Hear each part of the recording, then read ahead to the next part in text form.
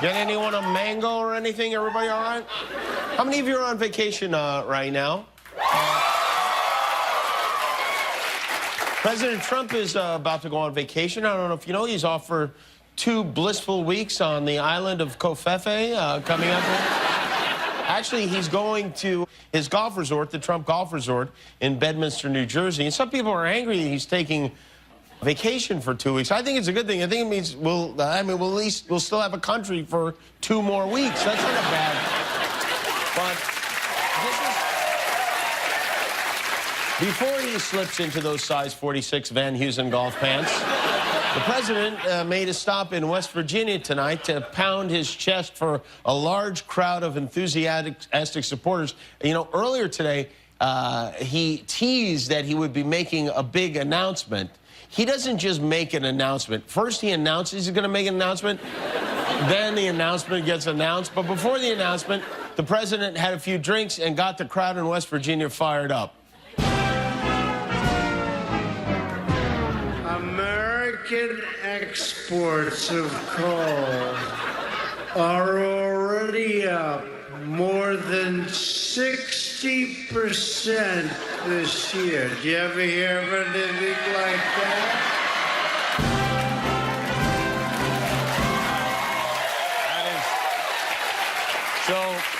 So the big announcement they were all excited about was that the governor of West Virginia, Jim Justice, was switching parties from Democrat to Republican. And Governor Justice actually has a lot in common with the president. They're both former Democrats who switched parties because they love Donald Trump. And so now they're on the same team. And if ever there was a time to jump on board a party train with the president, this right now is definitely it in American history. This is interesting. Even though the president has made his disappointment in his attorney general, Jeff Sessions, very clear, the new White House chief of staff, John Kelly, called Jeff Sessions specifically to tell him his job is safe. So he's fired, right? If I'm part of the Trump administration, somebody goes out of their way to tell me my job is safe, I'm on Monster.com the minute I hang up that telephone. John Kelly, you know, before he was chief of staff, he ran the Department of Homeland Security. So now they need someone to fill his old spot. And that someone could be our old pal, Rick Perry, who's currently Secretary of Energy. But if he takes this job, and I hope you're listening, ISIS, because if you dare try to attack America, you're going to have to go through this guy first. New York is where I'd rather stay. I get allergic smelling hay. Yeah.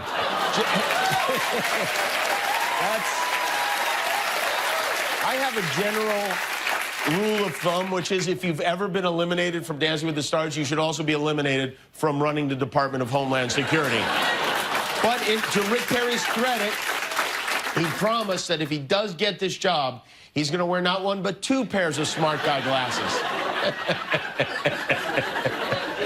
Meanwhile, you remember Anthony Scaramucci? You won't in a couple of weeks, but for now, the mooch, for whatever reason, sent CNN a draft of the memo he wrote before he was let go, detailing his plan to make the White House communications department great again. The first item on his to-do list was to meet with the chief of staff, John Kelly, which he did, and at that meeting, Kelly fired him. So maybe he shouldn't have done that one first. I would have put that more toward the bottom of the list, but he wanted to improve relations with the press, and part of his plan was to have a complaint box for members of the media to air their grievances if they...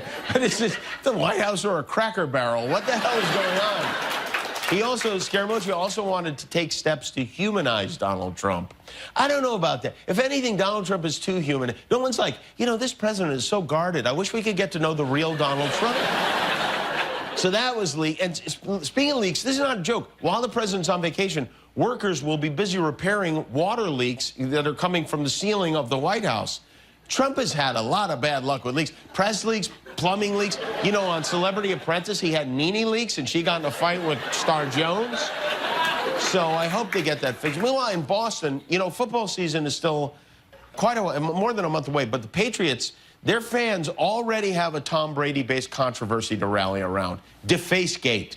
It's only the second day of business for Boston's brand new Dreamland Wax Museum, and locals are already giving them a friendly New England welcome. I like the place. Brady doesn't really look like Brady, though. It doesn't look like him. He looks like he hasn't slept in, like, I don't know, 2001. I think it does. I know a lot of people who actually know Mr. Brady, and they say that it looks exactly like him. Let's be honest, there's no way any of them can be perfect, right? Right, exactly. The only one that I think is perfect is Snoop Dogg. Snoop Dogg was good. No, he isn't.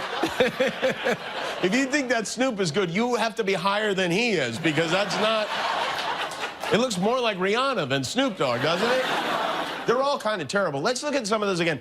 That one's supposed to be President Obama. That's supposed to be President Trump. This, I guess, it took me a while, but I guess this is supposed to be Ben Affleck. Looks more like a mid-'80s Corey Hart. And Matt Damon, they didn't even bother with. They're like, let's not waste the wax. Well, but Tom Brady is the one people are upset about, because it looks more like the guy at the bar who tells you he's Tom Brady's cousin to try to have sex with you. I do love the idea of a bunch of Patriot fans going, Tommy Touchdown is way hotter than that. Today, by the way, happens to be Tommy Touchdown's birthday. He turned 40 years old today. Tom Brady, 40 years old. One of, if not the greatest quarterback of all time. And to honor him on this milestone day, a local second grader named Kai has agreed to pay a very special tribute to a very special guy. Kai?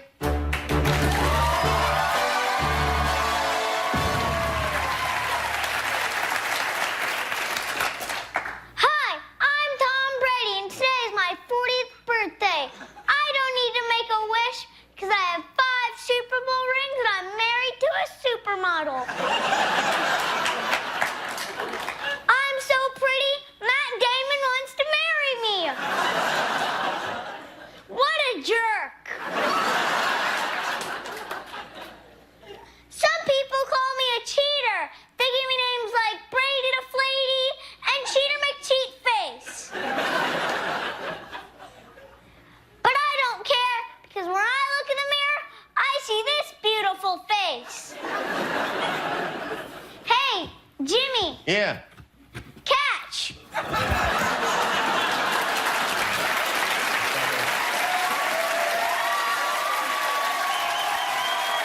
that it?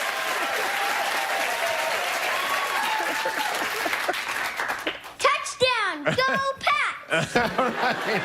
All right, thank you.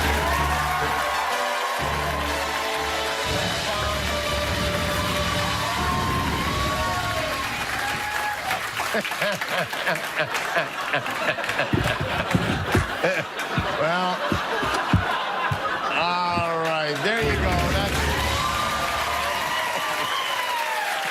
All right, thank you, Kai. Hey, we're going to take a break. When we come back, we have a summer movie review from our friend Yaya, a sneak peek at our new Baby Bachelor spinoff show, and This Week in Unnecessary Censorship, too. It's all happening, so stick around. We'll be right back.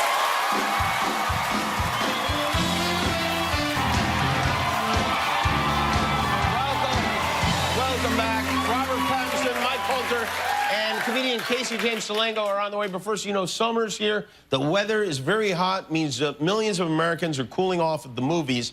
And in New Jersey, a moviegoer there in the town of Howell, his moviegoing experience was particularly hot.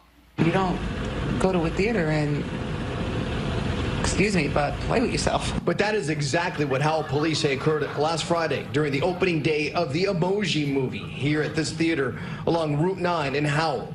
Local law enforcement this afternoon put out this image of the man they say is the suspect, asking for the public's assistance in identifying him. Wait a minute, I know exactly who that is. That is Chris Christie, the governor of New Jersey.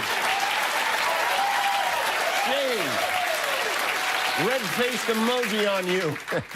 I love that of all the movies to unzip your pants in, he picked the Emoji Movie. Hey, you know, when that sexy smiley face with the long eyelashes pops on screen, what are you supposed to do? Maybe he did it because he knew he would be alone in the theater at the Emoji Movie. Anyway, when you go to the movies, please keep your eggplants in your pants, okay? We may have a #1 movie this weekend. You know, the much-anticipated film adaptation of The Dark Tower opens tomorrow with Matthew McConaughey and Idris Elba. And whenever there's a big movie like this one, we ask our friend Yaya to give us his thoughts. He has many to share. And with that said, here is Yaya talking about the movie The Dark Tower. Action! I'm talking about the summer movie. The summer movie behind me is called Dark to war. Drag to war. The movie talk about the cowboy. Like he remind me like Clint Eastwood with 2 guns in his hand. And Clint Eastwood, he did a movie with the monkey too, also the big monkey with the like cheetah, big. Bang. The guy in the poster, Idris Elba, Idris Elba is in a lot of movie, you know. I don't see any movie for him. Matthew McConaughey, he's like the bad guy. He's in the movie with Woody Harrison, and he's like the police guy. He did the movie Space Hole, you know. Matthew McConaughey, he's in the movie Magic Mountain, and he take off his clothes. And he did the movie like he lose weight, and he have AIDS long time, and he won the Oscar. For that, he say, all right. I think like the people gave him a hand, they say, all right. He's like the devil, isn't he? No, he's worse.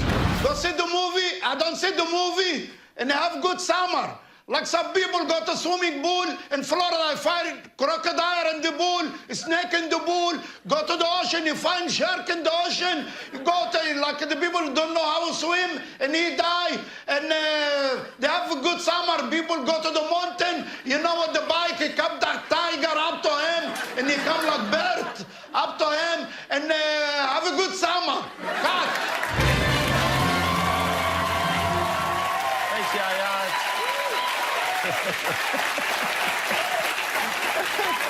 Oh, boy.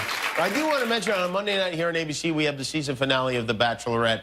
It's exciting. You know, we finally get to meet the guy Rachel will be engaged to for 6 months and 11 days. And not only is Monday the finale of The Bachelorette, it's the night on which we, here at our show, world premiere a new addition to the Bachelor family. In years past, we've given you the Baby Bachelor, the Baby Bachelorette, and starting Monday, we take one more weird, adorable, and perfectly logical step. This season on Baby Bachelor in Paradise. The summer's almost over, but the romance is just beginning. The show you've been waiting for your whole life. All of the passion. Your hair is really messy.